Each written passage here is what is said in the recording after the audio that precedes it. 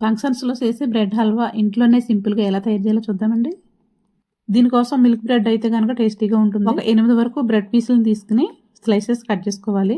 Brown part లేయర్ని తీసేసుకోవాలి. ఇప్పుడు స్టవ్ పైన ఒక కడాయి పెట్టుకుని ఒక 2 టేబుల్ స్పూన్ల వరకు నెయ్యి వేసుకుని డ్రై ఫ్రూట్స్ని వేయించుకోవాలి. అదే నేతిలో వేగిపోయిన తర్వాత కొంచెం ఆయిల్ వేసుకుని ఒక 2-3 గుంటగట్ల వరకు నూనె పడుతుంది డీప్ ఫ్రై చేసుకోవాలి.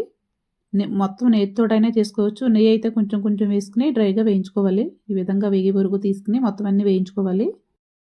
ఇప్పుడు పాకం కోసం కడాయి పెట్టుకుని ఒక 3/4 కప్పు వరకు పంచదార వేసుకుని 1 కప్పు వరకు వాటర్ పోసుకుని పంచదారను కరిగించుకోవాలి. పంచదార కరిగితే సరిపోతుంది, పాకం ఏమీ రావక్కర్లేదు.